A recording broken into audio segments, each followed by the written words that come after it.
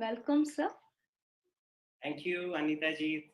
Thank you very much to the Pyramid Sangha.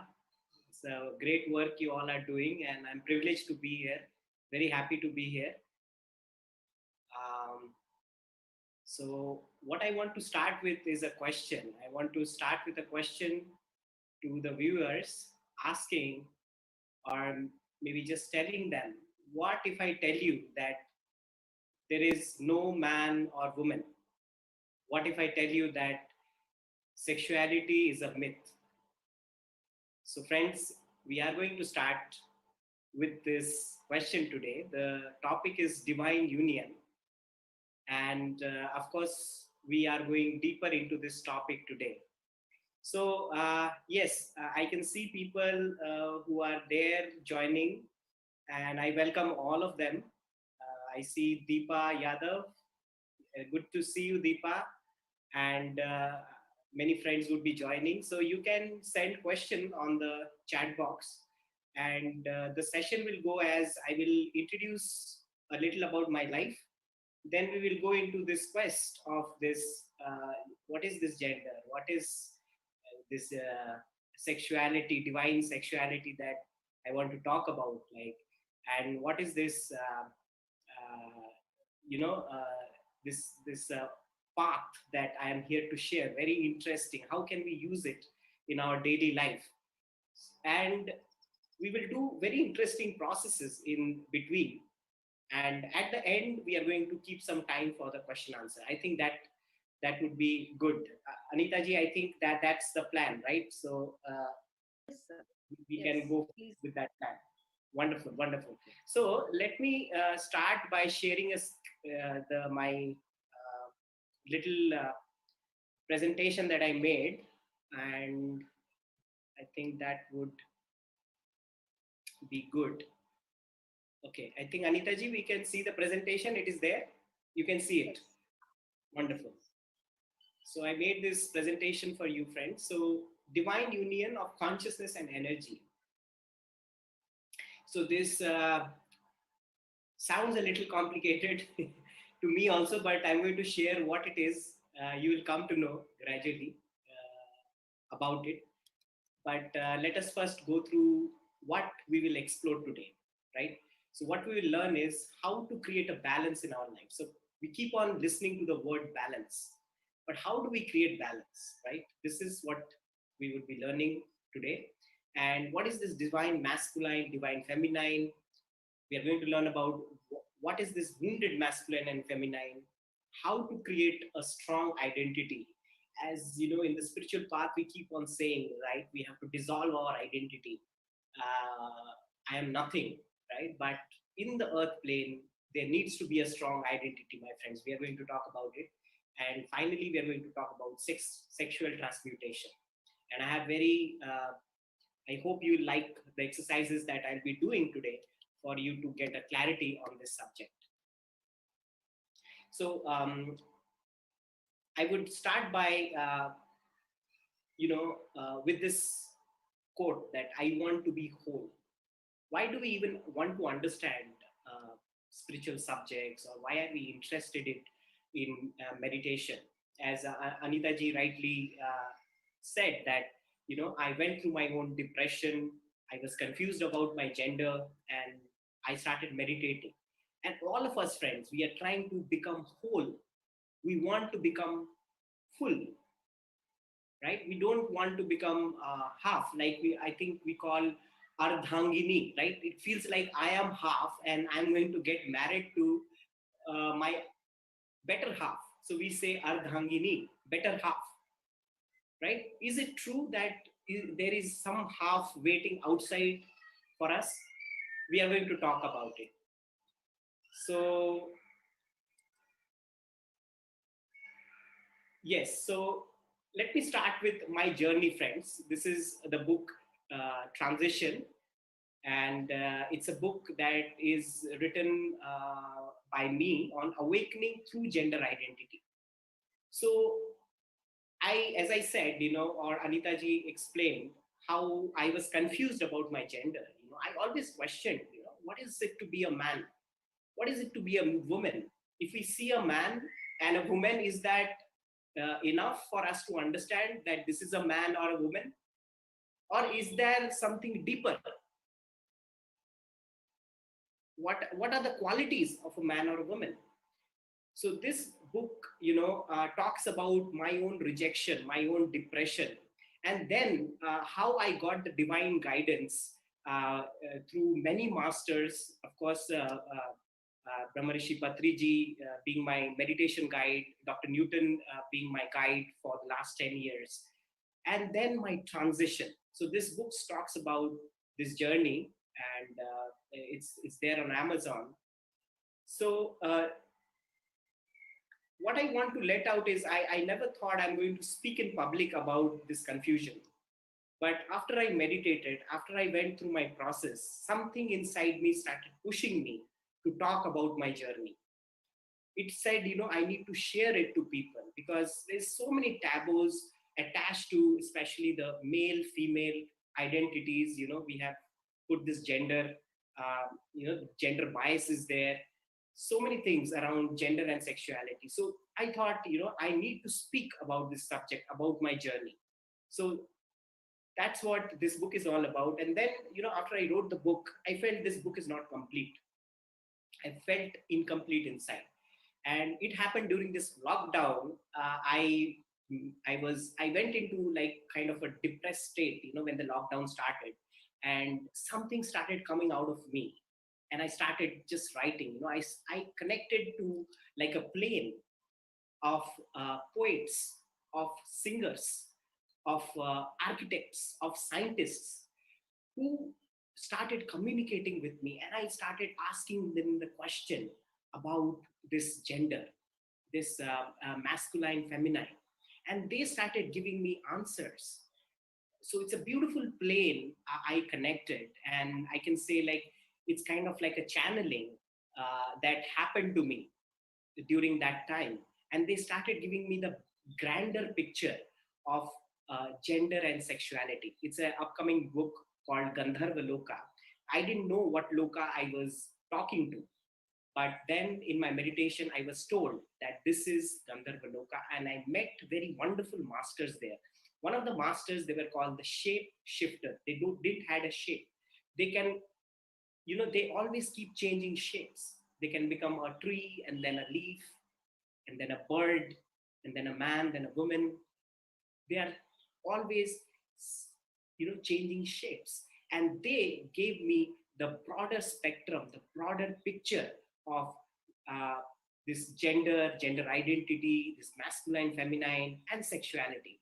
So I questioned whatever I had in my heart, whatever confusion I had, still left. I started questioning, and this book is about that. So it is talking about the grander version of gender and sexuality, and all the myths about sexuality and gender. They clarified to me. They trained me. What is this? How can we evolve with this energy?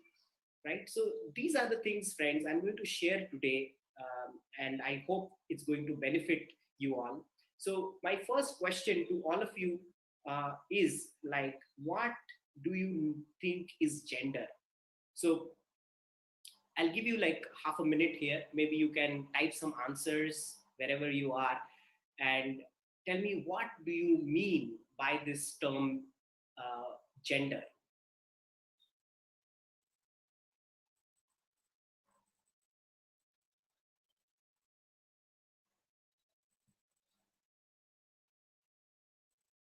Yes, whatever you understand by the term, maybe you can type it, or you can send a message to me.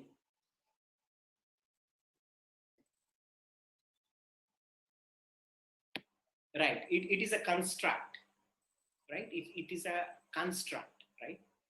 And friends, the way I see gender is like, I see gender in everything. You see, the minutest atom in a molecule has gender. You see, there is a polarity there. Negative and positive is there, right? Whatever you see, you will see gender exist. From the minutest, like an atom, to the grander version. we find there is a polarity, there is a gender in everything, right? So this is the quest we are going to go further with. And now I'm going to, so, basically in this discussion, friends, I'm going to use this word masculine and feminine.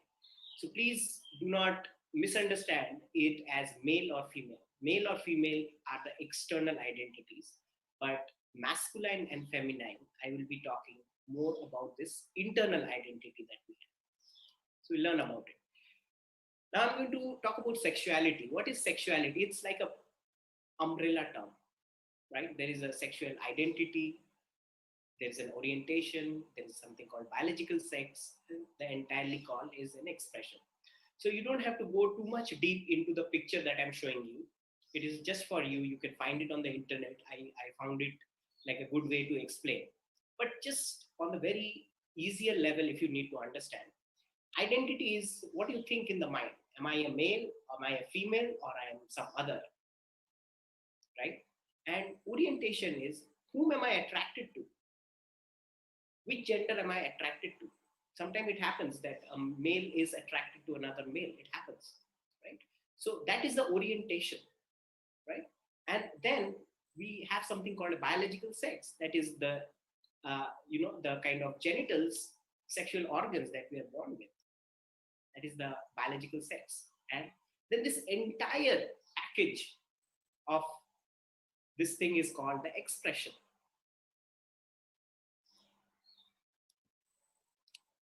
And then we also understand there are people who are transgenders, right? They are born somewhere in between, right? They are sometimes, they identify themselves as male, female, both. Or, a male, a biological male can identify himself as a female, right? So those are called transgender. So we see this variation in gender when we look into the subject. And friends, this is a beautiful picture I got, and it says around the globe, people identify with various kind of gender. So you see there is no more male and female. There are all variation of gender now. So a person can say, I am a male, but half alien, right? They also can term that as a kind of gender. So it's also beautiful that we are breaking the gender binary, because we are used to categorize things in a certain way. I'm sure we all resonate with this. Like as a child, we are told that boys can't cry. Are you a girl? Like, why are you crying? You can't cry because you're a boy. You are supposed to be very strong. You're supposed to, behave in a certain way, right? And for the girls, I think it's some difference. Even, for instance, colors. We have attached colors also to the gender. Let's say, in a word we have said, boys are blue, women are pink. So when we see pink, we always associate with women. And if a boy likes pink, then, he's ridiculed and he's made fun of if he's wearing a pink shirt or, something like a more feminine. So we see androgynous gods, friends, like Shiva, Ganesha, Hapi in different cultures. So these are gods, they already show us the androgynous nature of our soul, right? So it's just not the external gods that are there, they have depicted, because the, with the statue, with the symbolism, they are trying to say that this is what we are also inside, like Ardhanareshwar, the half man, half woman. Ganesha, I mean, he's neither a male nor a female, he's androgynous, right? So we have these examples. So let us learn what is gender in the bigger spectrum. What is the picture of gender in the bigger spectrum? So I'm going to explain you with a small presentation. So I see it like this. If you sprinkle some colors on water, right? And you see different colors like yellow, pink, red. They are getting, you know, they are mixing with each other. So from there comes a set of people with different colors, right? So it's not binary, it's many colors that can come out of that. And from there,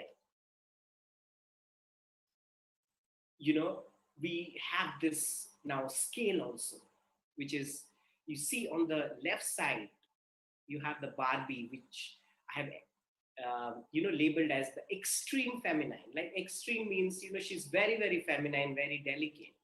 And on the right, there is a GI Joe, that's extreme male. So my question to you, friends, is where on a spectrum, on this spectrum, might your gender identity be? So please look into the scale. Let us spend like half a minute here and find out where is your spectrum. Like, there is the yellow man, or, it's like, would be like a half man, half woman, like balanced, more balanced state, right? And on the left side, 1 to 5, it's the feminine, and the 7 to maybe the extreme 11, 12 is the masculine. So where is your scale? Like, where is your number? Have a look.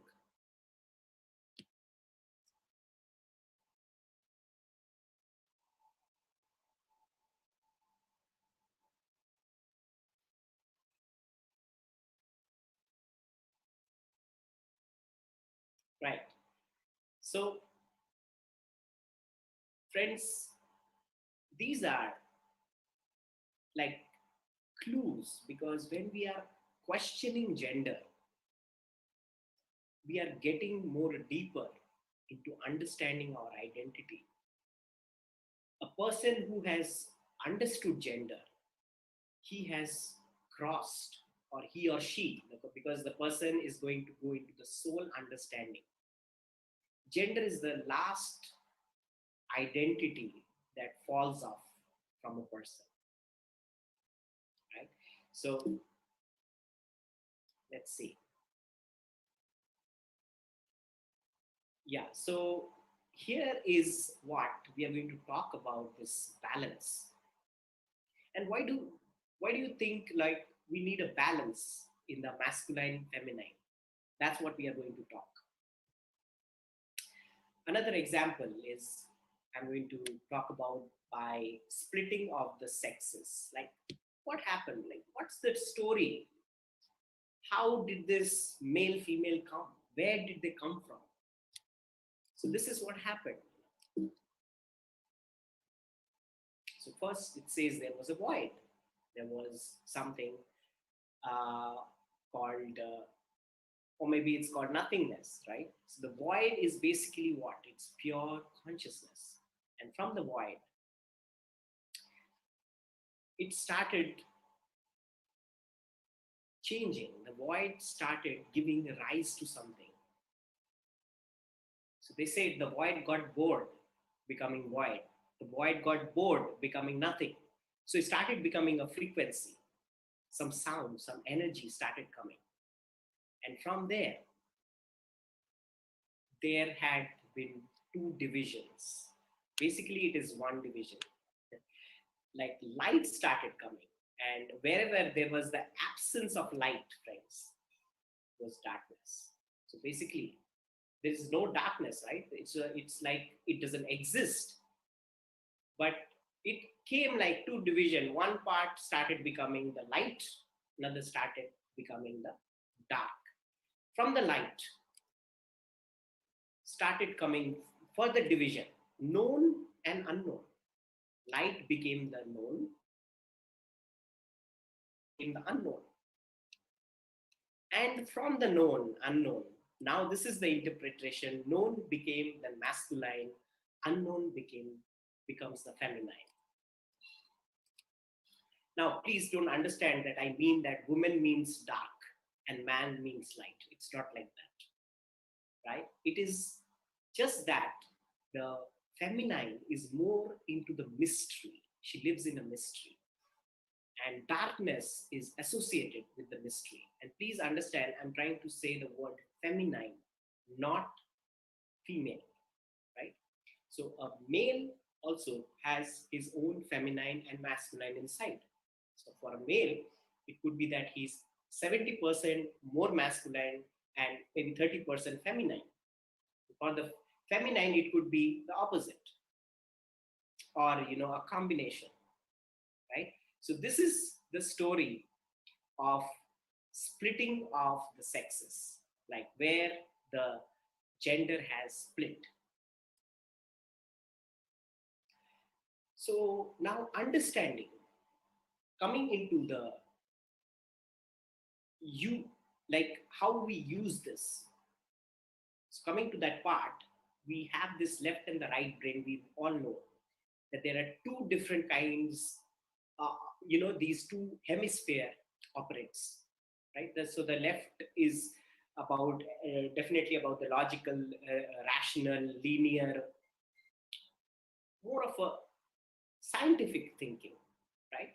And the right consists of the emotional, more of the creative, the artistic part of it. And we are understanding that both is very important. Art is as important as science, right? So the left hemisphere can be termed as the masculine, and the right can be termed more as the feminine. And friends, this is what we require as the masculine, the friendship between the two sphere. It says, if you have to come to a conclusion and you are calculating for maybe 10 years, and intuition can give you that in a fraction of a second. So intuition can be so powerful, friends. I'm sure if you know the biography of these great scientists like Newton, or let's say Nikola Tesla. Nikola Tesla, as a child, he had a rare fever. And in that fever, he started getting visions of his machines, right? And those visions he started drawing. And he confesses how his subconscious has shown all these, because he was ahead of his time. Right? Even today, there is a lot of research going on Nikola Tesla. Today, we are still trying to understand what Nikola Tesla has said so many years back. How could he talk about all those things? So he had those visions from his creative mind. And as he was a scientist, he could interpret the creative information to his left brain and create something out of it.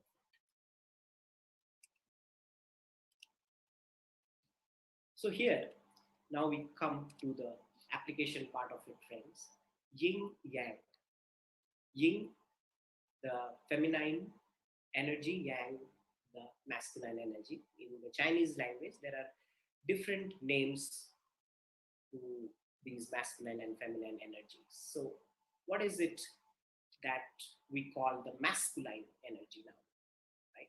So he's a giver, right? He gives. And it's more of an outward flow of energy. He's creating something. He's manifesting something on it, right? So it's an energy that moves from inward to outward. He's a protector. He protects. He's logical, focused. He's about nothing. He loves to have space. He wants to stay, in his cave sometimes. So he's about nothing. His search is for nothingness. And he's the unmanifest. So friends, please don't get too much entangled with the words, because these words can flip. Some people can say it could be, because I have given the signs of the feminine. See, riding a bicycle, or a woman warrior, is the woman is using her masculine power. Even we see Durga, Kali, having these masculine powers, right? So that's the masculine part of that identity. But then Durga wants to express herself as a mother. Her external, the picture that she wants to depict is as a mother. She wants to dance like a feminine, right? But that doesn't mean that she's not using her masculine power, right? So this is the masculine trait in a nutshell. And now let's talk about what is the feminine. Right? Even men have feminine qualities. He can be a receiver, right? He can receive. It's an inward flow. So when you are nurturing someone, you are taking care of something. It's an inward flow of energy. Even a spiritual journey or meditation practice is more of like an inward journey. And feminine can be a nurturer. She can be intuitive. She can do multitasking. She's about the manifest, and she's about the mystery. So friends, look at these qualities and see where you resonate with it more. Like, which one do you feel are the more dominant traits in you? It doesn't matter if externally we are a male or female. So let's spend like half a minute here.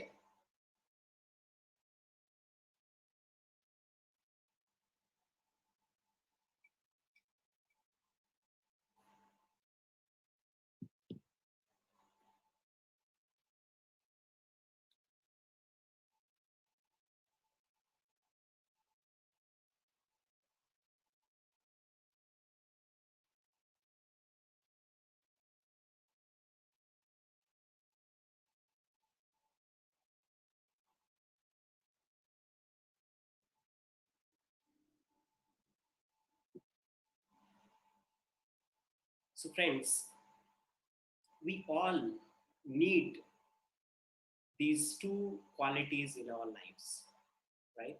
So feminine and masculine. What happens is sometimes if we are too much in the feminine end, we we feel that there needs to be like a male who would be giving all the masculine support, the guidance, the discipline to me.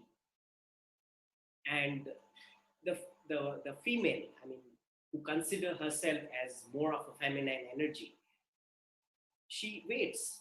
She first depends on her father, for example, and then she looks for those traits in a husband, right? But often this happens because this relationships is about a more of a give and take.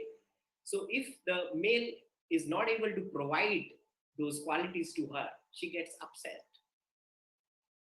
So hence the relationship problems are there, right? And here, and it's same with the male, right? If the male feels that, oh, I need a female in my life who can give me the nurturance, the empathy, the compassion, the creative touch, right? And then he has an expectation that one female would come into my life and provide all that, and for some reason the wife can't provide that, so he goes into like he's not happy with that relationship. So here, this is what happens is if you look down this description of feminine and masculine, this is where the wounded feminine and the wounded masculine come into picture. So I can say, this polarity, it can be either a divine polarity or it can be a wounded polarity. And what are the wounded feminine traits? Now, as you have seen the divine feminine traits, the wounded can be, she can be very insecure, she can be very needy, right? She can be manipulative. And the masculine traits could be very aggressive, it can be controlling, dominating, abusive. So let us take an example here, friends, like how to understand this how these two dynamics works. let's say I want to reduce my weight, right? I have got very plumpy, I have a heavy body, now I want to reduce my weight, right? So if I have a wounded feminine inside me, so the wounded feminine would have a poor me story. It will say, oh, I can't get up in the morning, I'm so tired, I don't have the energy, right? And she will try to manipulate her story. It's the inner dialogue that goes on inside us, not to anybody else, but to ourselves sometimes. And the wounded masculine is going to say inside me that, you have to, you got to prove yourself. You look so bad, you know, I hate looking at your body. You have to do something about your body. So you see what's happening. There is this wounded feminine and the wounded masculine not making me go and do the activities that I require to reduce my weight. But because of that conflict that is happening with the wounded feminine and wounded masculine within me, I am not able to go, and take the steps that are required for me to reduce my weight. So, what has to be done, friends? This is where I think the best way to balance is one of the best ways meditation. Right? When we start meditating, all these wounds started dropping off. Wounds are from the past. Either we are hurted in our childhood, sometimes we are hurted maybe in past lives, some hurt we are carrying, where this wounded feminine is born, where this wounded masculine is born. And through meditation, regular practice of meditation, this wound can wash off. And if you're not able to heal those wounds, there are other techniques, the other beautiful methodologies. Like I said, I went to Dr. Newton and I did past life regression. I'm also a regression therapist, and I see how people benefit from this regression therapy, from the inner child work, from the family constellation. Beautiful modality, even with this masculine, feminine understanding, how people really can come out of their wounds. And then they start developing a divine masculine and a feminine identity of themselves. So what happens? The same identity which was pulling you down, or I was giving an example of losing weight. So what happened is, this divine polarity, the divine masculine will say, don't worry, I am there, I'll support you. And he's not going to judge, he's going to discipline himself. He will be confident that, yes, I am going to reduce my weight. And the feminine will say, I will support you, I will nurture you, whatever you need. If you need rest, you can rest there, rest. But then, it's going into real deep rest. The divine feminine really teaches us how to rest. Otherwise, we are not resting, friends. Even in our sleep, we are fighting in our dreams. How many of us can really say that we know how to relax? Only the meditator who are constantly meditating, they can claim that, they can really know what is restfulness, right? So real rest is required and spontaneous actions are required. And with that help, I can gain energy and I can lose my weight. So this example can be valid in any other aspect, many other aspect, whatever you call it, you can use this principle, friends. And yes, this is another example of the world society. What is the patriarchal society says? The patriarchal, which is a man-made society, believes in history, believes in linear time, believes in dogmas, rationalities. Science is more scientific. Matriarchal, who are more feminine-based societies, they believe in eternity, the cycle of times, ritual, magic, altar states, art. So you see the difference. This is a science-based society, art-based society. I feel the amalgam, both is required. That is divine union. When both the divine masculine, the divine feminine can meet, that is the divine marriage. And also, friends, we all need to have that divine marriage inside us. So, before I go to the next portion, let us do a small meditation, friends, which it's good to have some experience as we go through this theoretical understanding. So, we will start the meditation. What I want you to do is, it's good if you can stand up for this meditation. It's always good, and place your feet firmly on the ground, right? So you can stand, and if you really don't have an option to stand, you can sit. That's fine. Okay, so this meditation is to balance the masculine and feminine. It's a beautiful meditation, and I would like you all to sit straight. Okay, so if you're standing, I'd like you to feel that you're like a tree, and you can close your eyes. Let your feet be firm. You can take your time to wherever you are. Maybe I'll give you like a half a minute.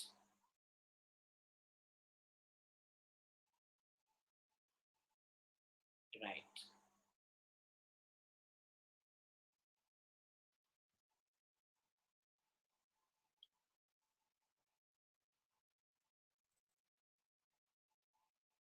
And now you can close your eyes, friends, and take few deep breaths.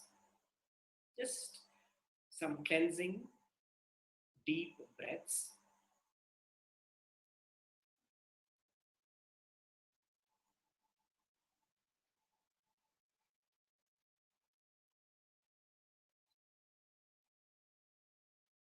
And first put your attention on your heart.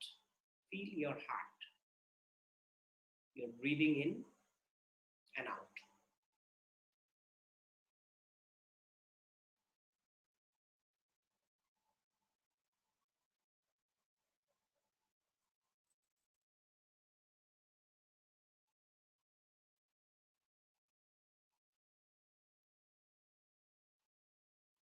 Right. Now from the heart, take your attention down to your feet. Feel your feet.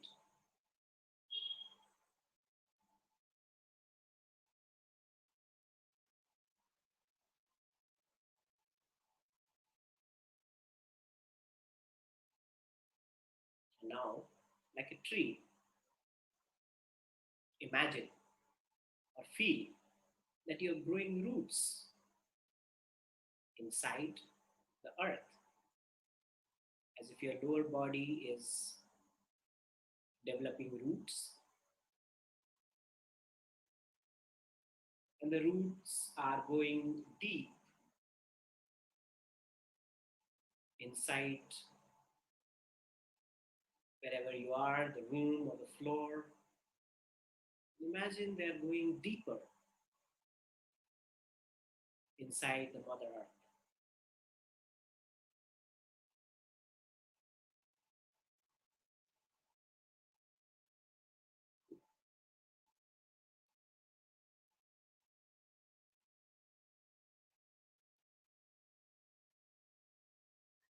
And you can feel the moist soil and the roots going very deep down into the middle of the earth. And it's coiling at the middle of the earth. You can visualize this or feel it. Huge roots are going from your lower body and going to the bottom of the Mother Earth. And you're feeling a pull down, as if the Mother Earth is pulling you down with the roots. Now, I'd like you to breathe in through the roots and breathe out.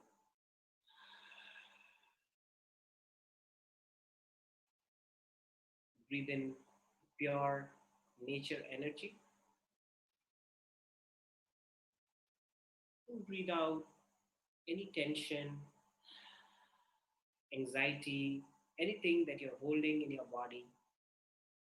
Release it through your roots. Do it for a few times.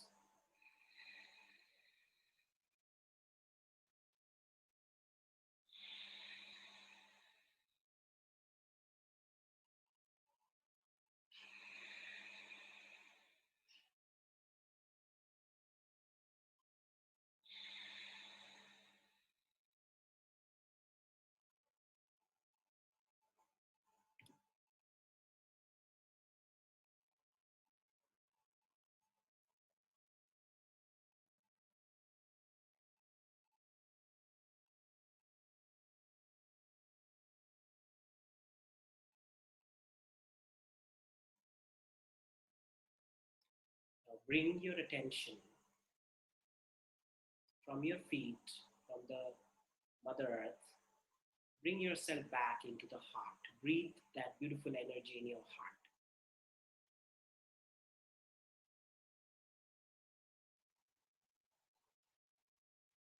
As a tree now, feel that you're now breathing into your head. Feel that your attention is on your head.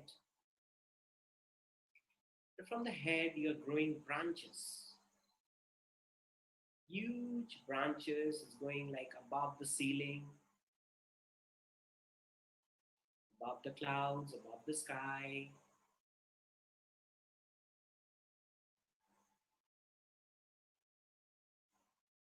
Its branches are going into the cosmos and it's getting anchored into the different galaxies.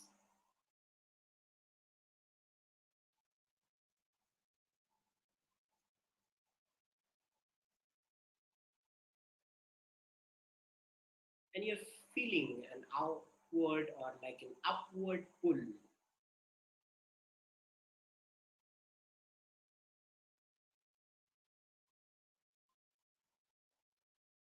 Now breathe in from the cosmos into your head and release everything or anything that you need to release at this point of time.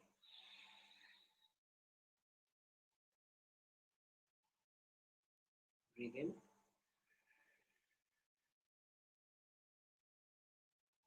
breathe out.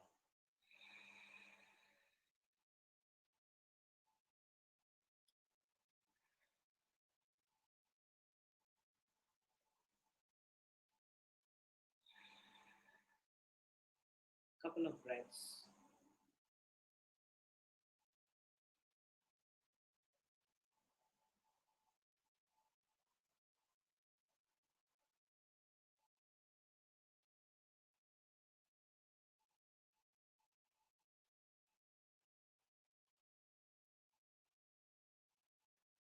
Now bring this energy from your head into your heart.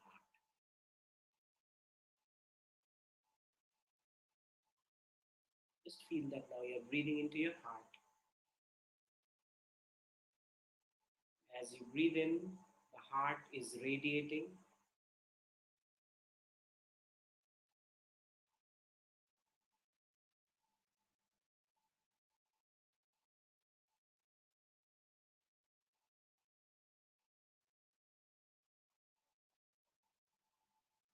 Stay in your heart. You're breathing in all this wonderful, beautiful balance of the earth and the sky. Mother Earth, Father Sky, in your heart. And you're breathing out all the love, the beautiful feeling around you, surrounding you. Let it spread.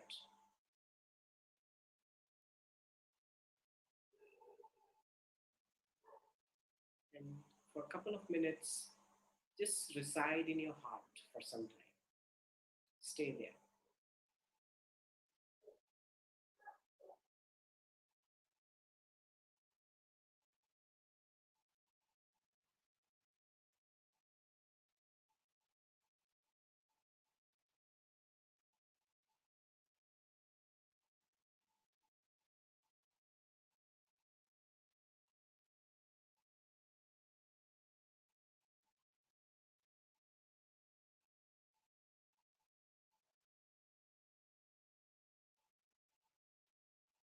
Okay, friends, now whenever you're ready with this beautiful heart energy, you can rub your hands, put them on your eyes, and allow your eyes to gently open.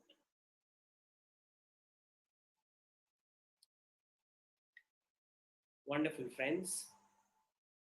So, this is an exercise that can be done anytime whenever we feel a little disbalanced.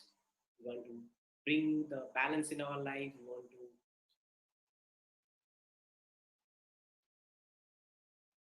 center ourselves. So beautiful way to do that. Yeah. So we'll move on to the next uh, portion, friends, and more examples how to bring balance, friends. Um, I feel the nature is a beautiful place. Anytime we want a balance in our life, we can just go out, reach the nature. Just being in pure nature it brings us so much balance in our lives, right? So meditation, nature, and if we find ourselves disbalanced sometimes, also the practice of gratitude, we can shift that energy, that maybe we are not feeling confident, we are not feeling secured, or there is a fear. Immediately we can switch our mind to practice gratitude. What are the good things that I feel wonderful about? And I keep on repeating that in my mind. That can also bring in balance. So friends, meditation. Second is reaching out into the nature. Third is practicing gratitude. Immediately can shift our energy into balance. So friends, okay,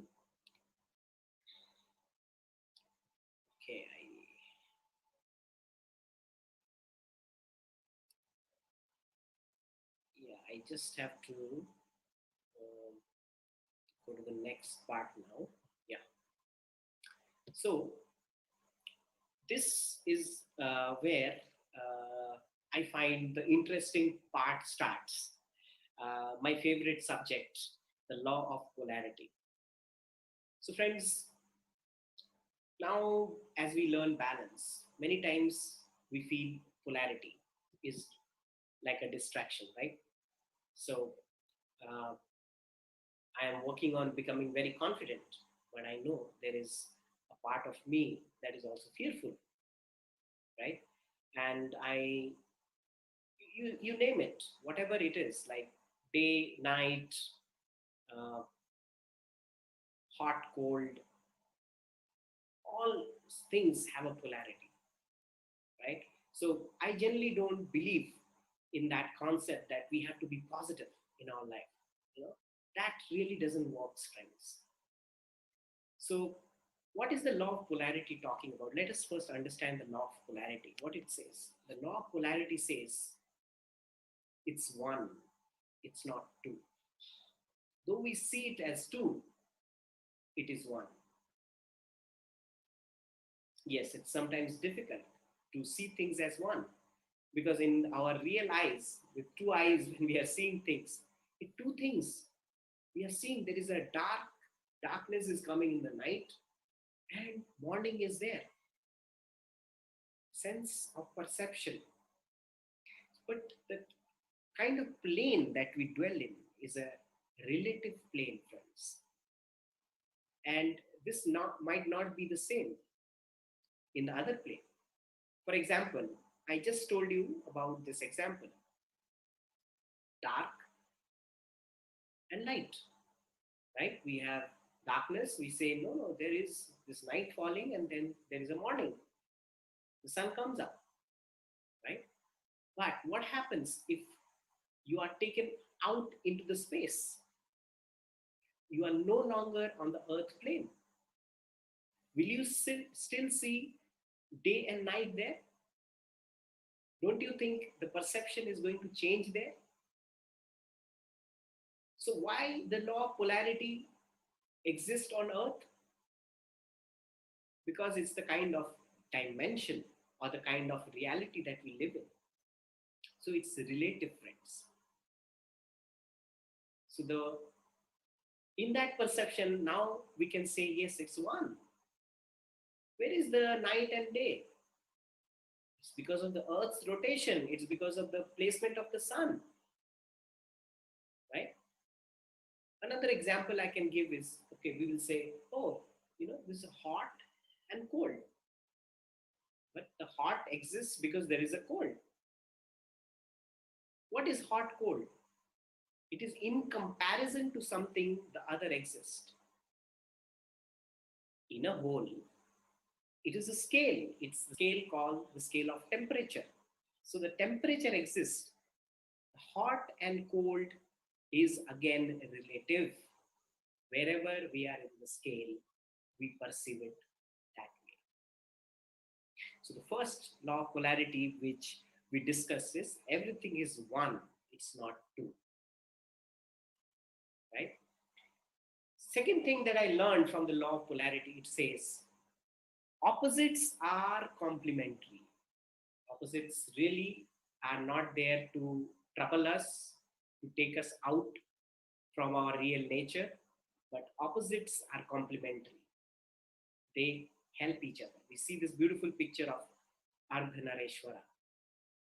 Right? Shiva is the example of the right amalgam of the feminine and the masculine balance. He has both the qualities in him, the Ardhanareshwara root, right? And it says when we are in a healthy divine masculine feminine balance, it can help us. It's not opposites. I was giving you the example. How in a couple, the man can be like a supportive, he can be like a pillar of strength in the family and support the woman. And the woman can, in return, be the nurturer, the mother, and the intuitive part in the family. So when a family has this balanced masculine feminine, the family will grow. So the law of polarity is there to make us evolve. The law of polarity is there to make us more aware. Whenever we are dwelling in the wounded masculine feminine, it feels like it is tearing us apart. Yes, because we are dwelling in ignorance. We need to see where the wound is coming from. Where is the masculine wound? Where is my feminine wound coming from? What are the sources? And when we can heal these wounds, we'll be able to develop this divine masculine feminine. And hence is the second law. The law of polarity, the second law says polarity they are complementary to each other. And then the third law of polarity, which is again very interesting, most interesting part I feel, is when we reject one part, we are rejecting the other. Let me repeat it. When we reject one part, we are rejecting the whole. What is the example? Let me take an example. Like I have a friend, right? I like everything about that friend. He is so helpful, he's so kind, he's my best friend. But then he is a drunkard. He drinks. And when he drinks, he has a different personality. And I don't like that. So, is it possible that I can welcome that friend in my life, or I can have that friend in my life without that part, which is a drunkard? Can I put that drunkard out of him and accept him as a friend? Is it possible?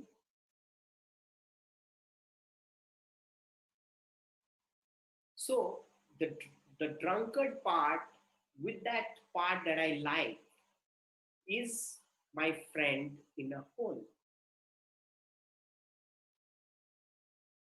Example, I am Aditya and I have these good traits in me, but then I have also this little anger in me sometimes. So I push it back. I don't want to confess that I am also an angry person. So do I accept myself fully? The law of polarity says if I'm rejecting one part, I'm rejecting the whole. Because how can I come somewhere without that angry part of me? How my friend can come and accompany me, leaving that drunkard part in him? Because that's one of his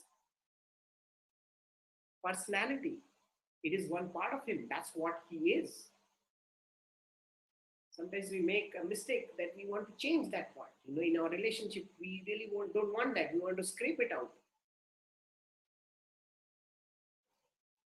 So, similarly, we understand that masculine, feminine, we need to accept this polarity inside us also, friends. We need to know, we need to realize that yes, I am a masculine and a feminine inside. Both. I am Ardhanareshwara. And when I can accept these two parts inside me, when I can realize that two parts inside me, I can be a better father. A mother can be a better mother. An architect can be a better architect. A painter can be a better painter. Whatever profession we are in, we can be better at that. We can improve our relationships through this understanding. We improve our abundance, improve our health. These dynamics can work everywhere. So the law of polarity teaches us acceptance, friends. Accepting the whole as it is. Right? So if we have a difficult relationship, let's say with our parents, I don't like this part of my parent. I don't like this part of my mother, for example. We are rejecting her completely. We need to accept her with that part. Then only it's a full acceptance. So, friends, the three things again the law of polarity teaches us. The first is it's only one, it's not two. Second, it says polarities are complementary, they help each other. And third, it says when we reject one, we are rejecting the other. Such profound wisdom the law of polarity teaches us, friends. And a person who has mastered the law of polarity has mastered life. See, we keep talking about the law of attraction. I want good health. And I don't want to be sick. So when I say I don't want, that is already being included in my wanting because that's there. So first, the law of polarity says you accept it. Yes, I'm not in a healthy position right now. Let me accept that state. Because that's what I'm going through right now. I can't run away from it right now. And then the second stage is when we accept it, the second polarity also starts opening up for us. Health starts opening up, which is the opposite of illness. So friends, yeah, before we go into this understanding of the energy, I'd like you to do a short process of facing this polarity. I'd like you to think of a very or any situation or any person whom you think you have a conflict with. Any person or a situation where you feel you have a conflict.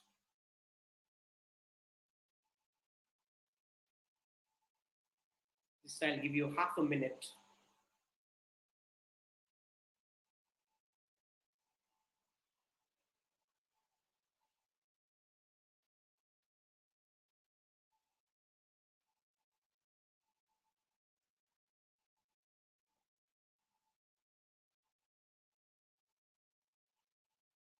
Right. And now we'll do a short process. I welcome you to close your eyes and just stay with the breath, like how we generally center ourselves with the breathing. Just stay with the breath.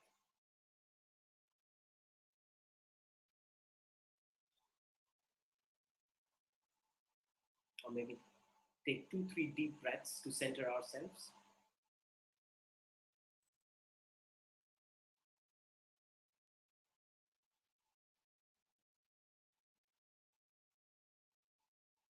And at this moment, I'd like you to face this person or situation with whom you have a conflict.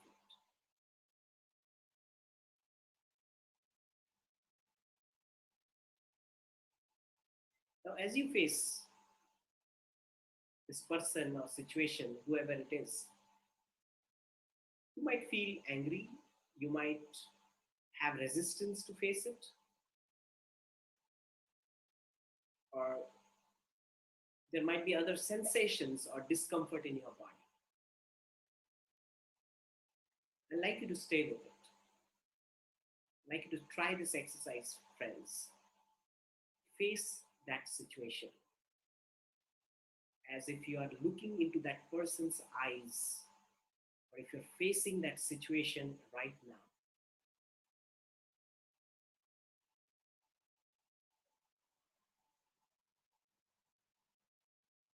And be aware of the sensations that are happening in your body, in your mind, whatever is happening, just be aware of that.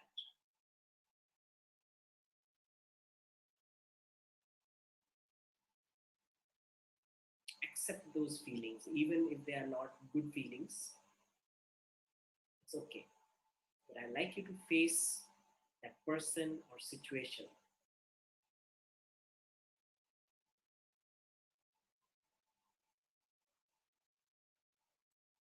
And I like you to not go into any stories.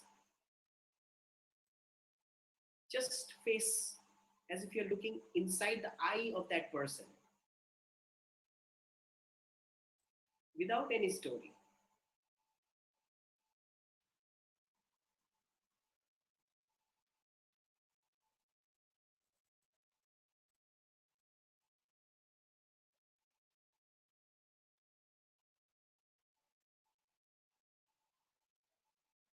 And if it's like, if you're getting too any kind of pain or discomfort, if it's like too much, I like you to breathe into that.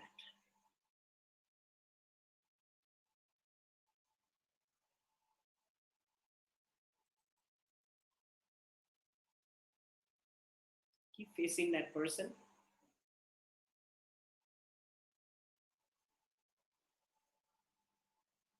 without any judgment, without any story. Be aware of the body sensation, whatever is happening.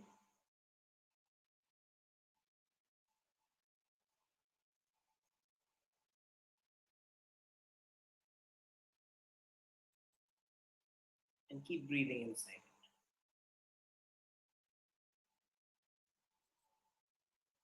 You might feel like reacting. I like you to be aware.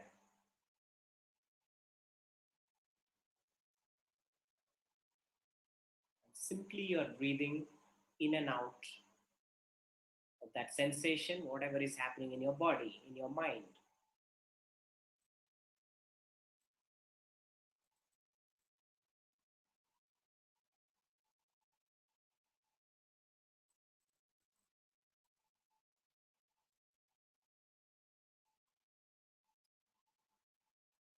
Keep facing it. It's okay. You might get distracted again. Bring your attention back. Look into the eye of that person or feel that you're in that situation and keep breathing.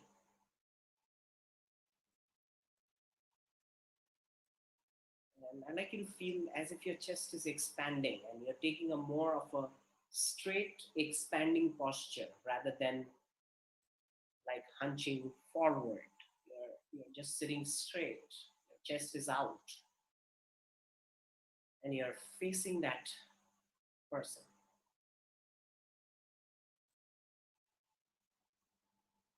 As if you're open.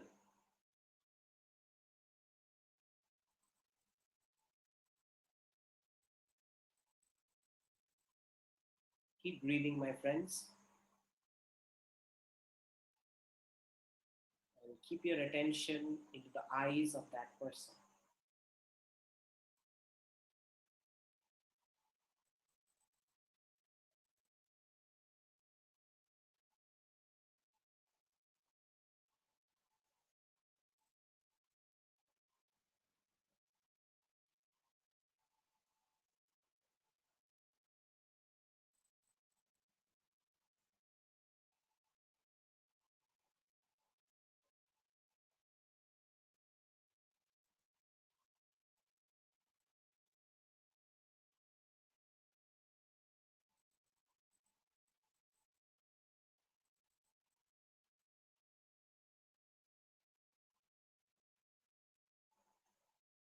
Right.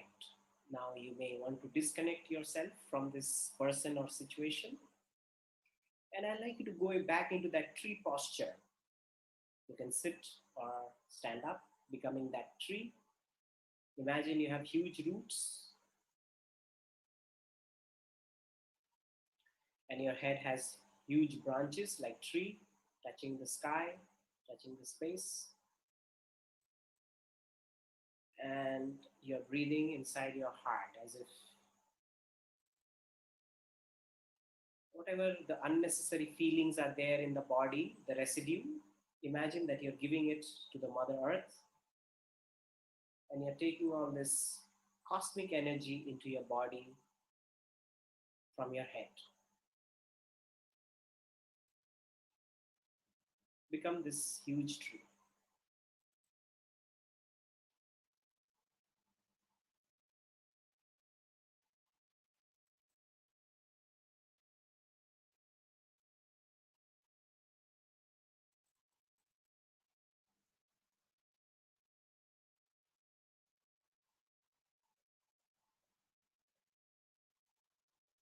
Now, before you come back, I'd like you to center yourself in your heart, feel your heart, beautiful energy in your heart.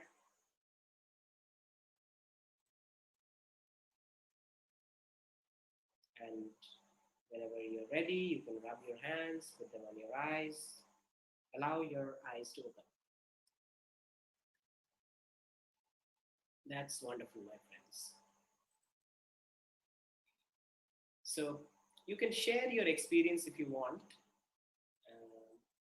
Anybody has any questions regarding it, you can ask. Um, Most of the time, what I hear people saying is they might come back with some pains in their body.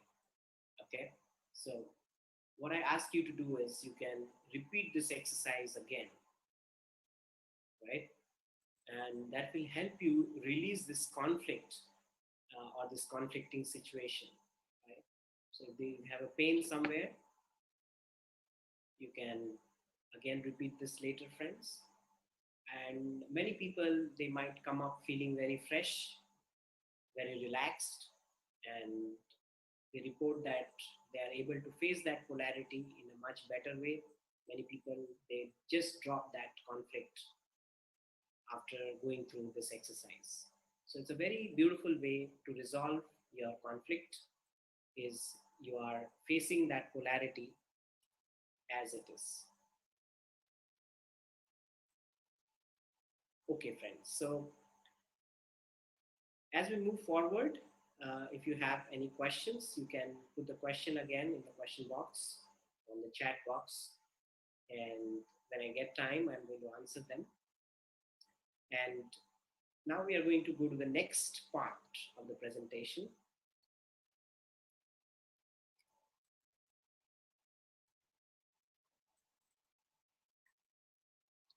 Is to understand energy. So we know that we are made of some energy, right?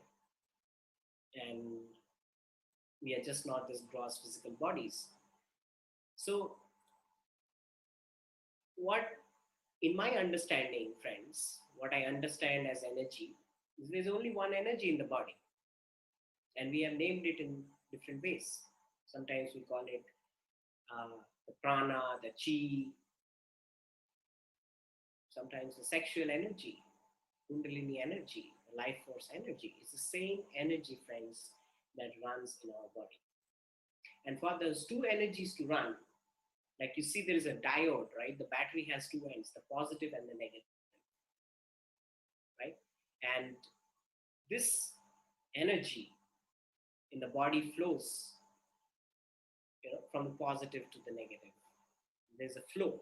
When there is two poles of the diode, the energy flows from one pole to the other. And this is what we have termed as the sexual energy. So this now the next section we're going to talk about this very interesting and maybe most misunderstood subject, which is the sexuality. So friends,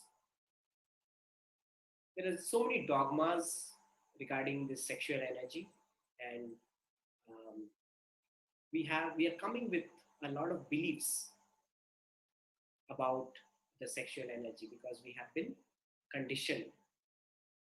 At a very early age, the condition starts happening when someday our parents or some elder has told us, like chichi, don't touch those parts. They are very dirty parts, or they are the parts you can't show, or you have to hide those parts. From there, we have started developing like a belief that it's wrong, right? This part comes, it's wrong. And on top of that, there are many layers that we start developing around this energy. And what happens is when this energy is trapped, when we are not clear about this energy, we are holding a huge potential in our body, which we are not using it properly. So, friends, if we are not clear about the sexual energy, even if we call ourselves like meditators or spiritual people, we need to look into the lower chakras. Rather than focusing on the higher chakras, I feel it is important to look into the lower chakras, the Muladhara, the Swadhisthana, the Manipura. These are the chakras many people who call themselves meditator or spiritual people, they lack. They're confused about this area. They're not able to manifest their life because these chakras are blocked for them. For me also, friends, as I was sharing you my journey, these were the chakras were totally blocked. I didn't want to even speak about it. I didn't want to look at it, right? But meditation, the spiritual journey, the guidance of masters helps us to look into these and have a right understand about these energies. So we have to we are programmed in the wrong way, but the knowing is there. The true understanding about it is already there.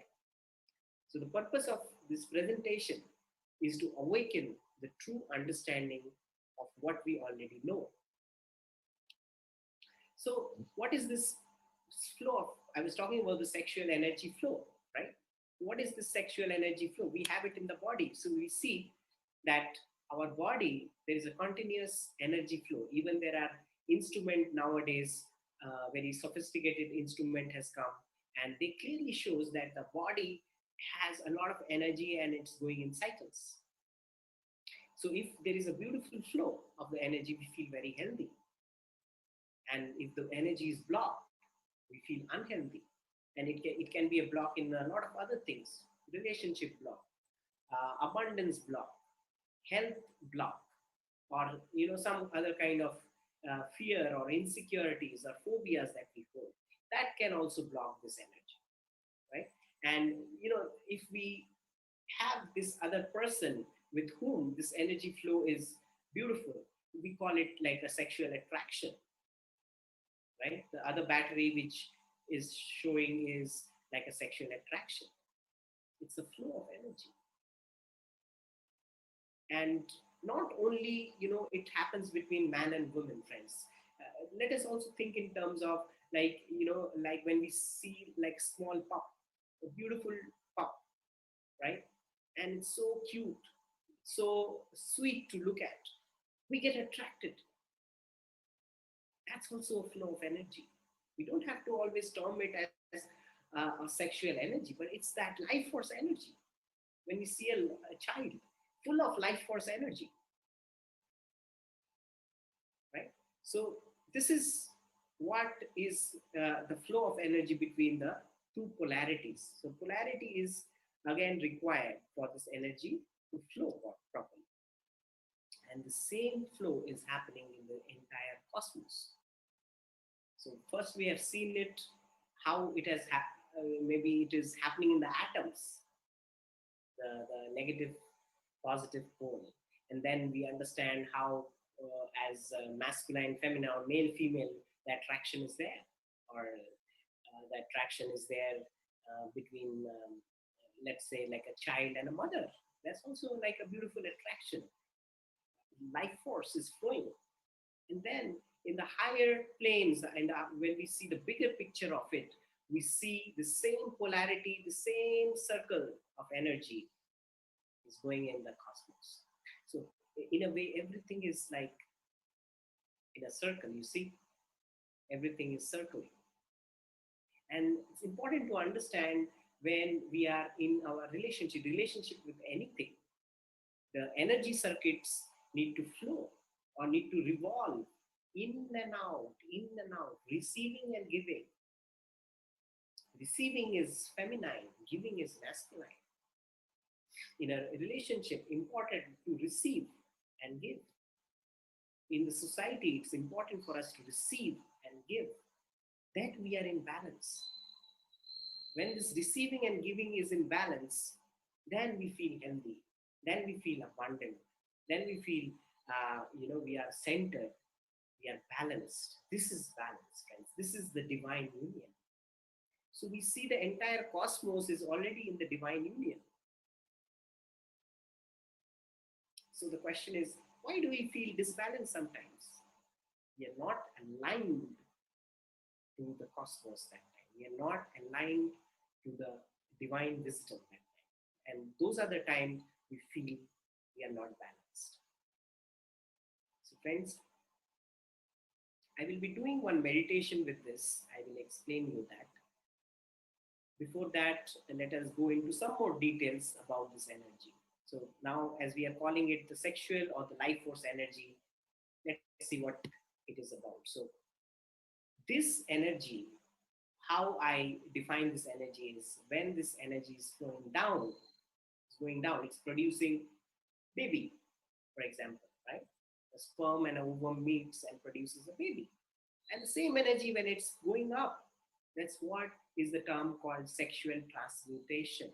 That's what meditation helps us develop. This kundalini energy start rising up, right? And it starts clearing all the chakras. Transmutation is a very important and an interesting subject if we are interested in our evolution. We can use this sexuality, this kundalini energy, to evolve, to create our lives, to live the purpose of our life. So I like Master Thorcom, what he says about the sexual energy. He says, sex in the physical body is a relaxation. Sex in the astral body is a pleasure. Sex in the mental body is creativity. Sex in the intuitional body is enlightenment. So beautiful, friends. I recommend Thorcom sir's book, and one of the very beautiful book that we should all read if we have to understand sexuality is Sex to Superconsciousness by the great Master Osho. Wonderful must-read book. My perception about sexuality completely started changing when I read this book. Highly recommend, friends, this book Sex to Superconsciousness by Osho.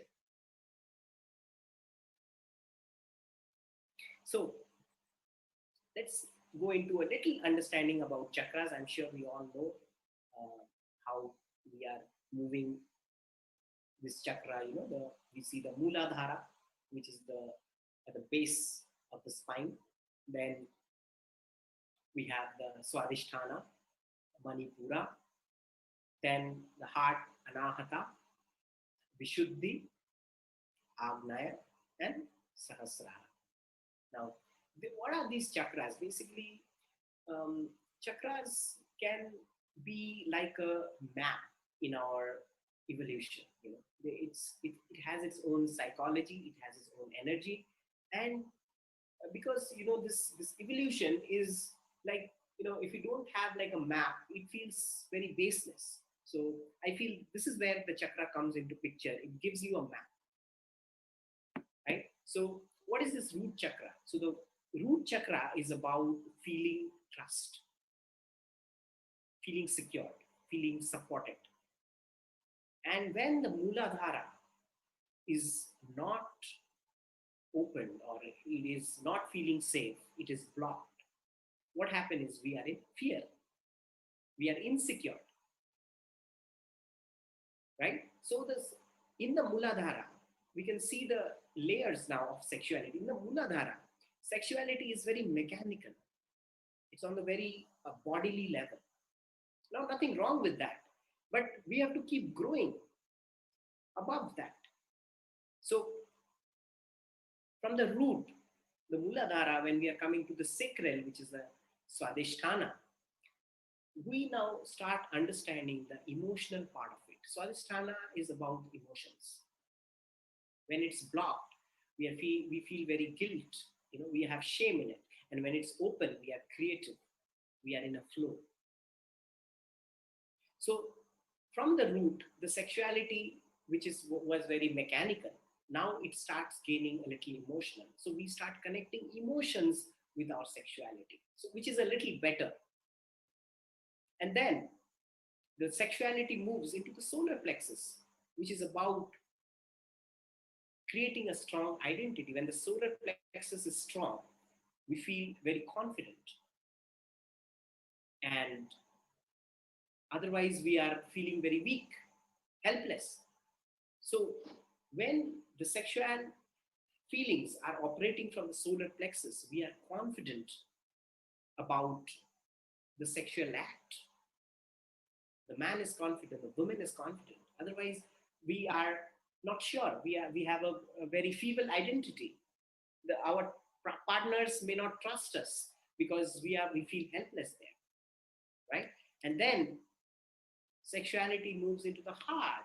What happens is, about if the heart is open, we feel unconditional love. We can give love, and if it's closed, we are in grief, we are in pain. So from this level, friends, the sexuality definition starts taking a very new shape, because it's no more physical now. It's more from the unconditional love.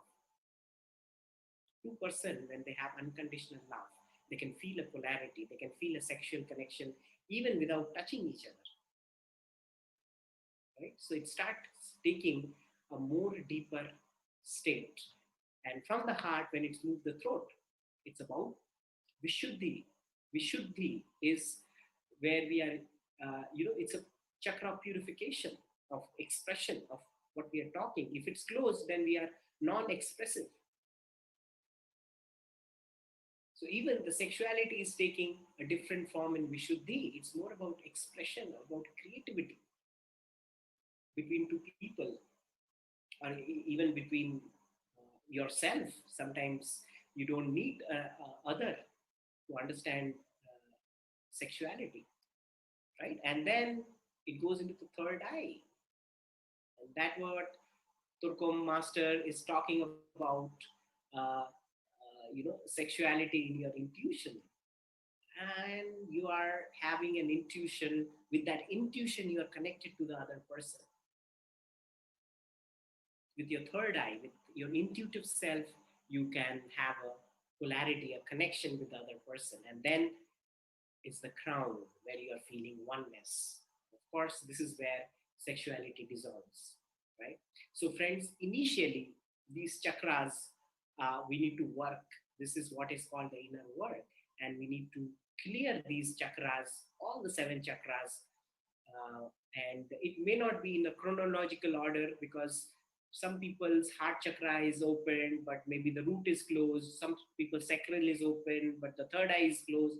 So we need to know which chakra ours are closed. So there are beautiful processes that can help us clear. This is like a journey. This is like an inner journey. There's a map. We need to clear all these chakras. So interesting that, how like the sages or the meditators have created, or they have realized about these chakras. So now we can use it as a guide in our spiritual journey. So friends, yeah, before I go into this, I would do a process, the last process, and we can have some yeah, if Anita ma'am want to play some music, she can do that. And I will explain this process, friends, before we go into it. So um, this is called the microcosmic orbit. How we have seen that all the cosmos are in rotation, they are connected. So this beautiful practice is called the microcosmic orbit, and it is about breathing. And I will take you into a process, very simple, very powerful process, and I hope you will like it, right? So Anita ma'am, if you're there, you can, yeah, you said okay, so you can play some nice music. It's about the connecting our uh, lower and the upper chakra, and then we move into the microcosmic orbit. And it's also to balance ourselves, our sexuality. There are many versions of microcosmic orbit, but I'm going to do a very easy version that can be easily understood and can be done by all. Again, friends, so I hope you are all comfortable, right? Take a comfortable posture and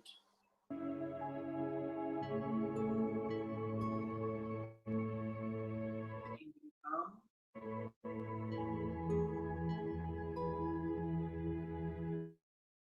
relaxed as we practice how to balance our energy. I think Anita ma'am, the music is cutting off, so I think we should turn it off.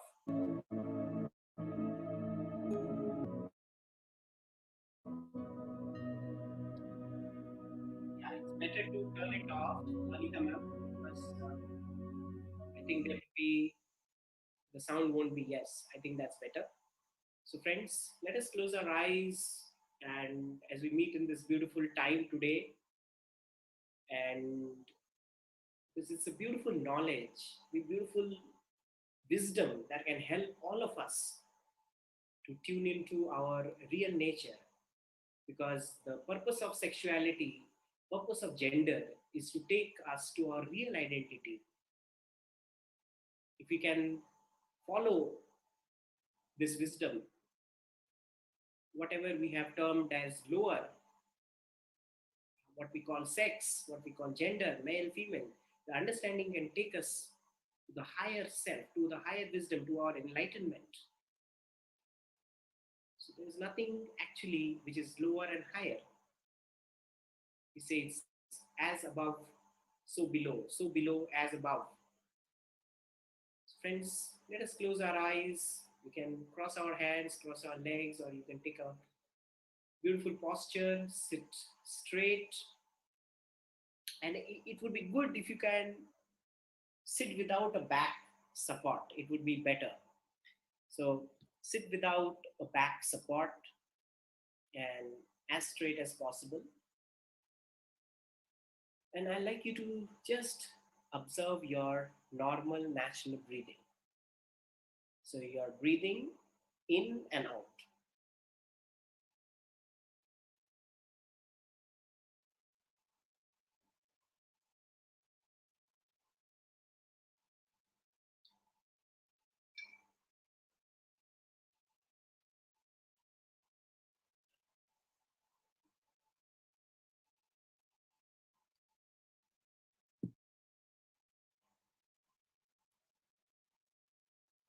And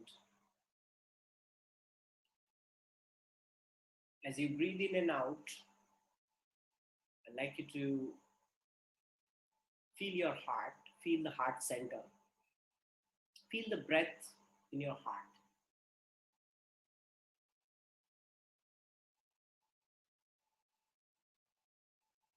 And see if you can deepen your breath a little bit than before, a little deeper than before.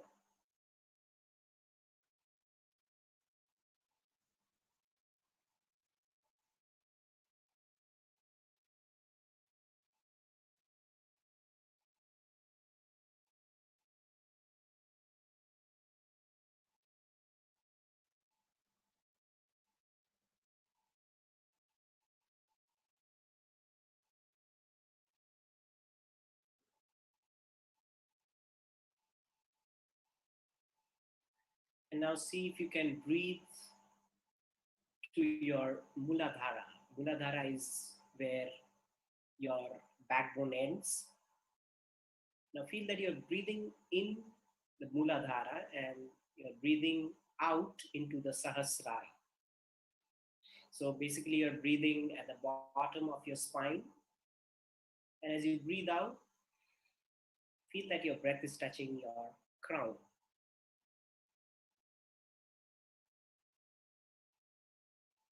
You can feel or visualize this, that you're breathing into the Muladhara, breathing out to the crown. We'll do it for some time.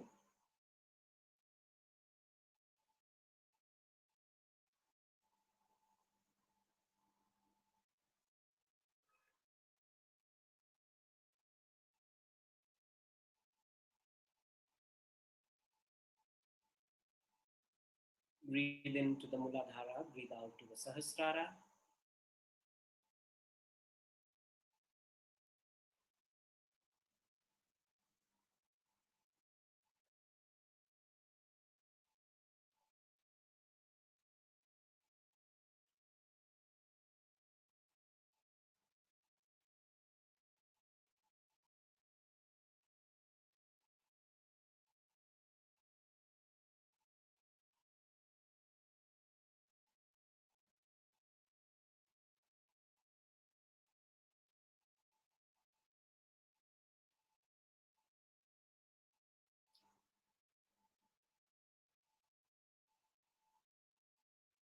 Now feel as you're breathing into the Muladhara, I like you to breathe a little deeper and imagine that you're breathing into the core of the earth.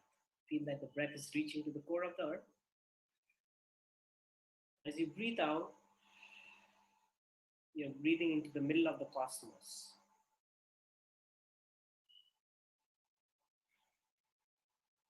And just feel that your spine is like a bamboo, hollow bamboo.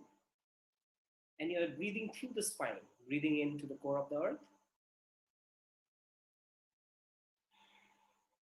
And breathing out to the middle of the cosmos.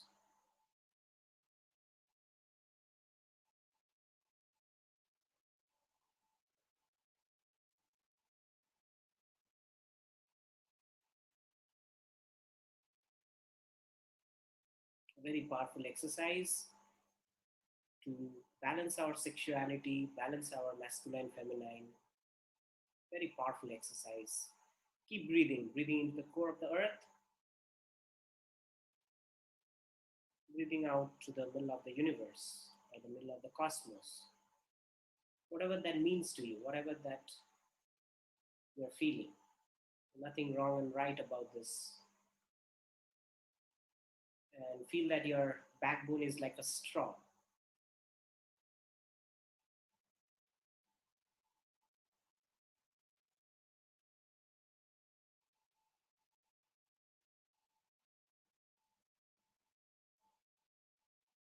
Breathing in through the straw into the core of the earth,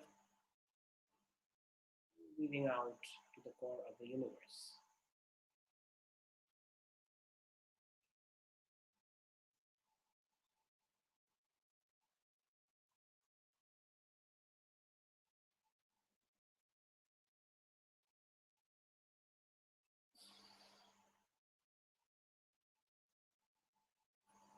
Keep breathing. Do it for some more time.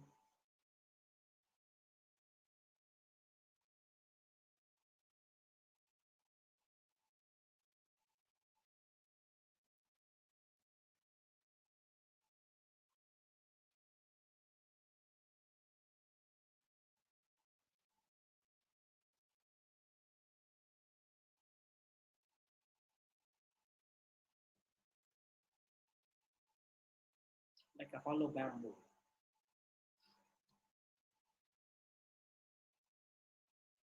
Just breathing in,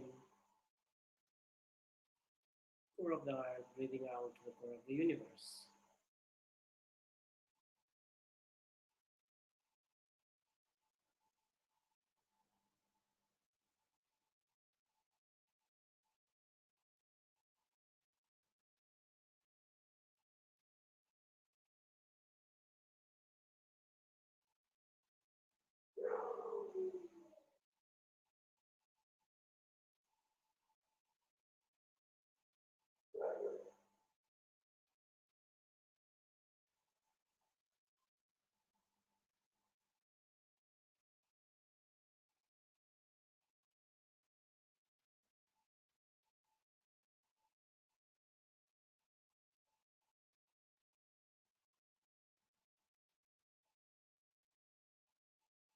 Now, slowly start breathing into your Muladhara and breathe out to your Sahasrara.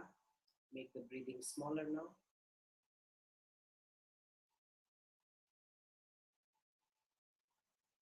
Breathing into the base of the spine,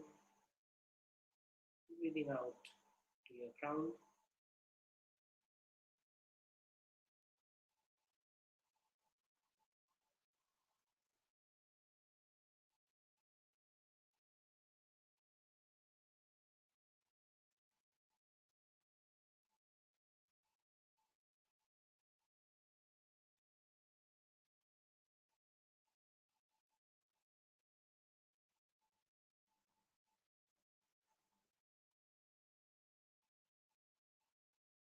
And finally, I'd like you to come into your heart. Just feel the breathing in your heart and be there.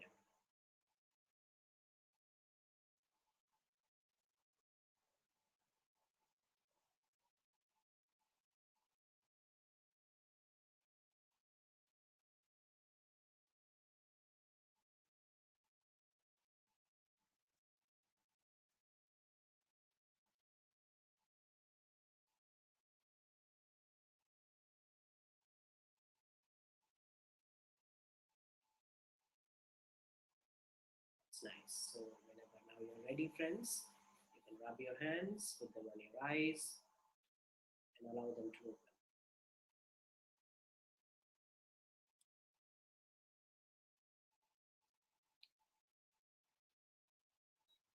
So wonderful friends.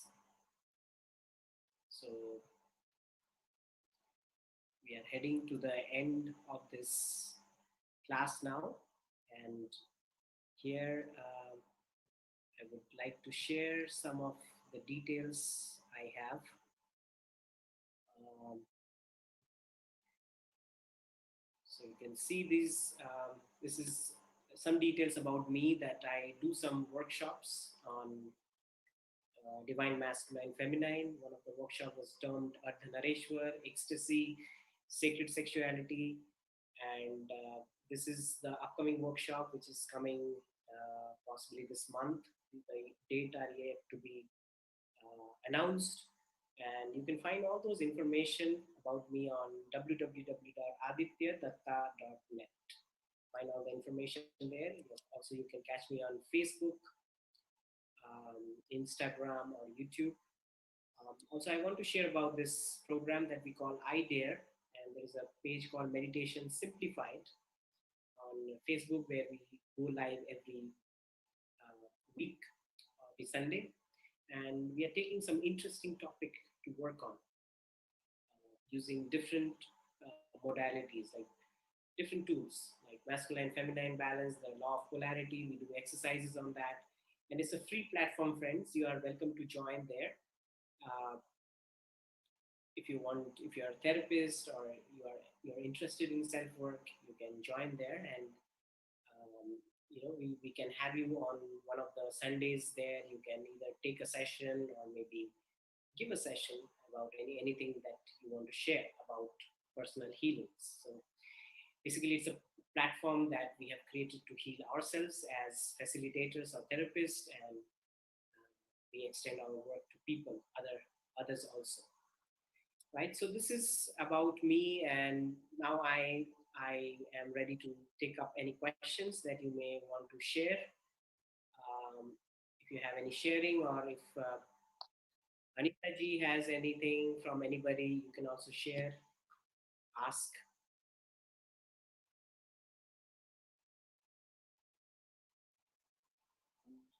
Yeah, Suresh sir, any questions?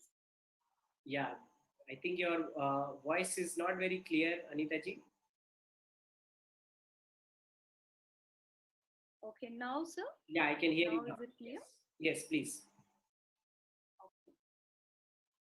Sir, I'm Suresh having a sir, question. Yes. This question is from PMC Global, sir. They are asking what to do we if we have to face the situation with many persons. Situation is with many person. Yes, yes, many persons. If we face different types of situation, so Right. how can we? So this is the question which came from PMC Global Live.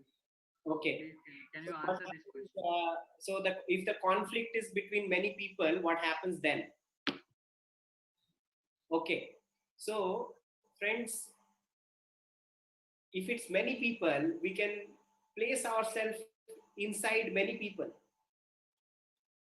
because it is conflict is actually not many. It may be okay. I have a conflict because he has his nose is not straight. I don't like him, so I have a conflict with him. I have a conflict with him because he was my childhood friend. He bullied me. I have a conflict with him because he's a boss. But basically, it is just one conflict. Maybe it's a conflict of how insecure I feel when I face them. So if it's one person or if it's 100%, we can do this exercise facing all this 100% and feel what we are feeling. We don't go into any story.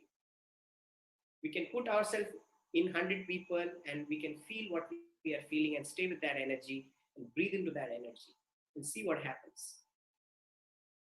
Thank you for this question. Anything else?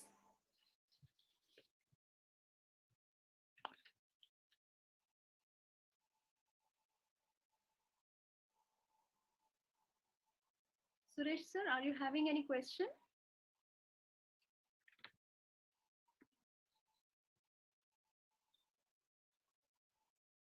So if there are no question, I think then I'm done with my job. Right? Otherwise, either people have understood me or they have not understood at all. So maybe I have done my job well or have not done my job at all. So that's what means. Yes And sir. many times people question, how they can heal their relationship, because this is where the major problem comes about, talking about relationships, in healing our relationships. And I say, until a man discovers his inside woman or a woman discover his inside man, we really can't heal this man woman relationship. So and how to discover is definitely by this awareness, this knowledge. Sir, The there is a ultimate, question. yes. There is a person named Terry Thomas, so he raised the hand, so he want to talk to you. So, Yes, yes, sir, please. sir, unmute yourself and turn on your video, sir. Yes. Yes, Terry, good to have you. Good to have you here. How are you? We can't hear Your you, voice Terry. is not audible.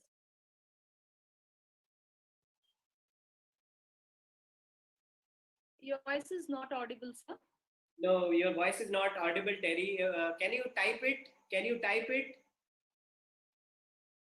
Sir, unmute Sir, yourself, please sir. unmute. He has to unmute. Yes.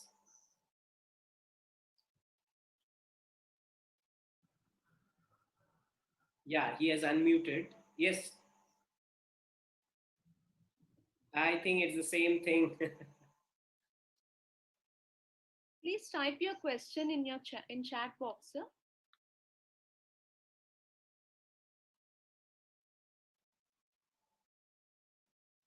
Yes. So by the time he types, any other question, Anita ji or anybody has any other questions?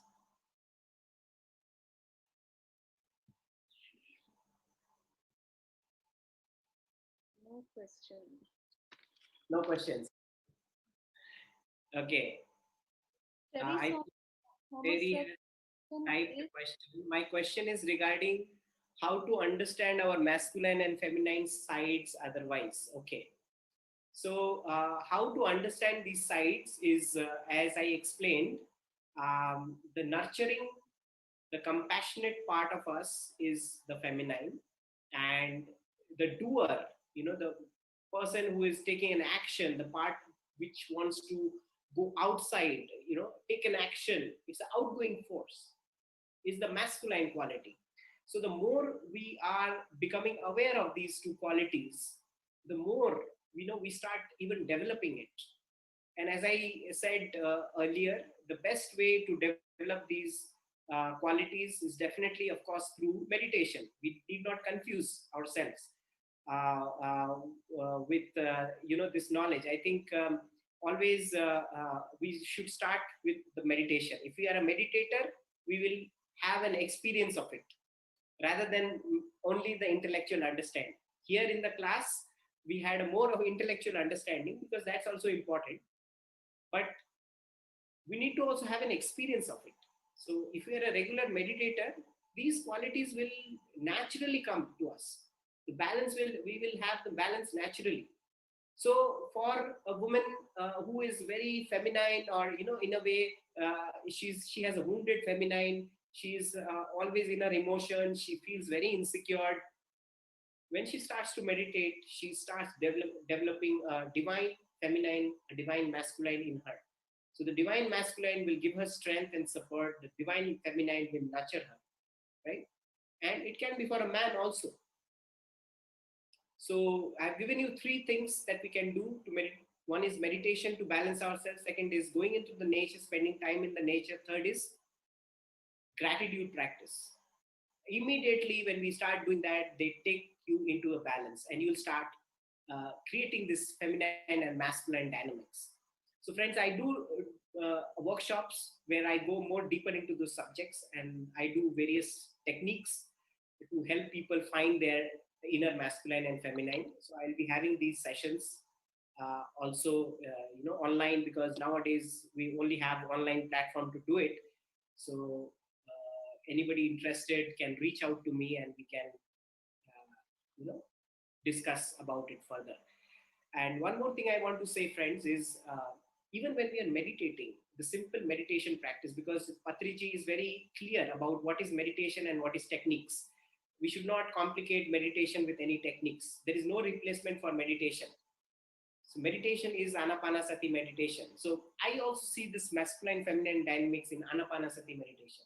For example, when we are sitting in meditation, sitting very relaxed with nice music, nice fragrance, beautiful posture, that is the feminine part of meditation. The body, all the senses that we are hearing, smelling, all the senses, the energy is the feminine part.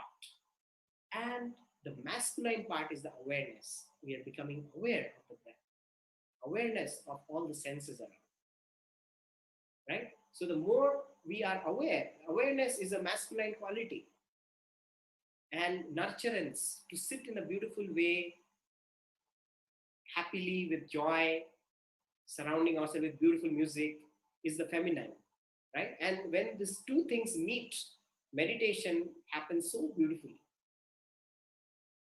right? So this is how I see meditation. So thank you, Terry, for this question. Anything else, Anita ji? Yes, Deepa ma'am has raised the hand. Sorry, Deepa. Deepa has raised hands. Okay. Yeah, you can unmute yourself, Deepa.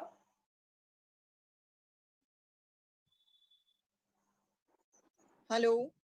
Yes. Yes. Hi, Aditya. I Hi, loved Deepa. your session. Thank you so much for it. Beautiful processes you took us through.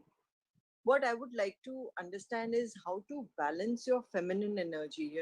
I feel that I'm not very happy. At times I feel that I'm not very happy being a female. Had I been a male, then life would have been much more easier or better or more beautiful. But being a female has a lot of issues associated with it.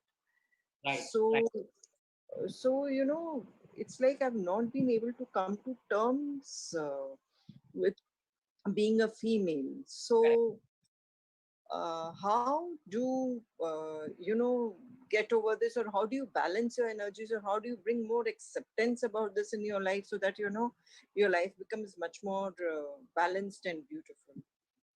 Right. Very beautiful question, ma'am. Thank you for it. Many times we have faced this rejection. Uh, uh, like you said, being, it's hard to accept as a female. Sometimes it happens to males also. They don't want to, they don't want to accept themselves as a male. But we need to go to the root of it. You see, if we, I'll give you an example. Like there are layers in our personality. So if you go to the root of it, sometimes what happens, there might be in the childhood, there might be an absence.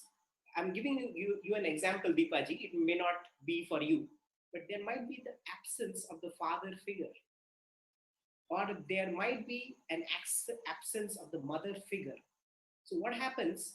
The femininity is not nurtured. The femininity is not protected as a child, right? So, because femininity is like a flower. The girl child is like a flower, right? She needs protection. She needs like a boundary. She needs to feel supported, right? And her femininity can germinate or can flower in the childhood. So that support or that environment, when it's not present sometimes in the childhood, either because of the absence of the mother or either by the absence of the father, it can happen. Or sometimes what happens, there is a male child in the family and a female child. Well, male child is given more preference. Isn't Or that the case in all the households, even today? yes, that is what the gender discrimination is there. And many people, they are suffering. We are still carrying the baggage. So Deepaji, what needs to be done is, what baggage you are carrying from that, and you need to heal that part of yourself. And when you heal that, you will be able to release that baggage, what you carried from the past. Oh, I carried a pain that it's not good to be a female. Maybe that's the belief inside, right? And when you release that belief, you create another belief out of it. I love to become a female. Becoming a female is beautiful. Becoming a female is, it's like a Durga. It's like a Shakti. I'm Shakti, right? And it can be a celebration. It can be such a celebration becoming a female, right? But it doesn't happen until you look at that block and you release it. So you need to go a little deeper and understand where it's coming from now, and Okay. release that baggage. Yes, yes. Okay. Thank you. Thank Thank you you. so very much. Thank you. Beautiful. Yes.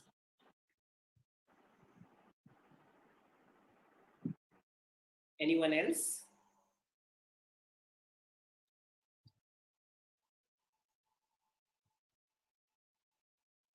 Yeah, I think Anita ji, we are done. I think with the questions. Yes. Very, very, very well explained, sir, about how to balance the masculine and feminine nature in every person, and with a lot of meditations and with beautiful explanation you have given, sir. You have made us more clear on this particular topic, and you have gone very deep into law. What is law of polarity? And when we have mastered that law of polarity, that is mastering the life. Such a beautiful thing you have explained. And as you told, we are not one. We are everybody is having that Ardhanarishwara Tattva. Yes, yes. And when we don't accept one part, then we are not accepting as the we're not accepting the whole. Such a Right. beautifully you have explained, sir. And when that masculinity and femininity is balanced in the family, it will become more wonderful and balanced, Right. beautiful. It will be more. Right. And this dynamics works in all relationship, like a child and a mother, child and a father, mother and a father, grandmother and grandson. These polarities are working everywhere. And the more we can find a balance, the more we can, come out of it. Yes, yes. I So, think I'm having some yes, question. You can yes, unmute Deepaji. yourself. Yeah, thank you so much, Aditya. Another question is, how can we balance both the masculine and feminine energies inside us? Yes, What suggestion would you give, or how would you guide us, to balance those particular energies inside us? yes. Any So, particular meditation, any particular process you want us to follow? Like I've done this inner child meditation a few days back.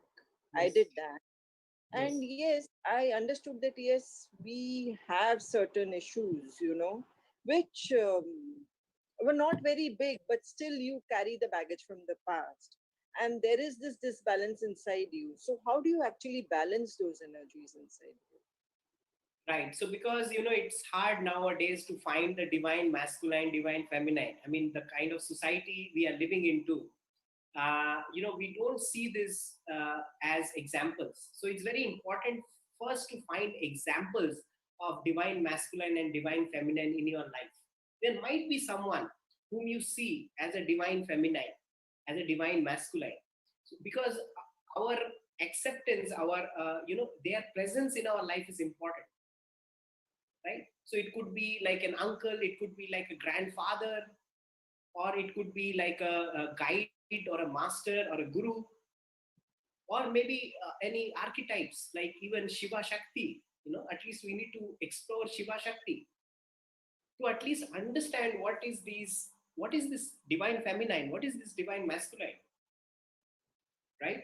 And when we start connecting to these energies, whatever way is your way of connecting to them, we start developing this balance. So, in a way, we are releasing this toxic masculine, feminine, and we are cultivating the divine masculine and feminine in us, right? So, more we connect, okay, again, I'm going into my aggression, again, I'm going into my insecurities. Okay, no, that was my past. Now, I call upon the divine father, the divine mother. Please guide me, right? So I go into, I did this tree meditation with you, right? It's a beautiful meditation. A tree is teaching us balance, right?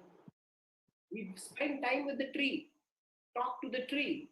People teach us balance, right? So being in the nature, very beautiful way to balance, learn balance from the nature. The tree meditation you can do. Even Yeah, Anapanasati, very beautiful. yes. Very, very beautiful. Yes. So these are all techniques, ma'am. Deepaji, these are all techniques, but I would recommend doing meditation separately is very, very important. Anapanasati, we need to be a regular meditator. So that we have to do a separate time. We can do this all kinds of techniques. These are nice to do. It enhances, it accelerates our journey. That's beautiful. We can do it. But Anapanasati meditation, continued practice is definitely required with all these techniques. Okay. So yeah. So going into the nature, anapanasati meditation, gratitude practice. These are even gratitude. The more we practice gratitude, the divine masculine starts coming up. Feminine starts. Right? Very true. Very true. I do have a gratitude journal which I write in every day, Yes. and Yes. it does help. It helps a lot. And there are some processes like from the Taoism, from Tantra, studies of and you can do those studies also. I do some workshop with an amalgam of Tantra, Taoism. I'm part of your WhatsApp group. I do follow you. Wonderful, wonderful, wonderful. So I try to bring out these different practices, and we don't know which techniques we will be connecting to more, and that really liberates us, right? Apart from practicing meditation, right? It may be a beautiful practice for us to support ourselves. So yes, thank you so much, Deepaji, for joining. Very nice to have you. Thank you. Thank you so much. Okay, friends. So I think we are done with today's call. Anita ji, thank you very much. Thank you, sir. Thank you so much for detailed explanation of how to balance feminine and masculine energies wonderfully. And Yes. meditation is the final solution where we can connect with ourselves and heal that and balance the masculine and feminine energies. Thank you so much, sir, for that wonderful session. Thank you. Thank you. And my last message for everyone is we need to become like an alchemist. We all are alchemists. And meditation teaches us alchemy. So meditation and inner work has to go hand in hand. Only not just meditation. Meditation plus inner work is so important for our spiritual progress. So if we can do it continuously, we all become an alchemist. And we all are alchemists. We have to recognize that. Thank you. Namaste.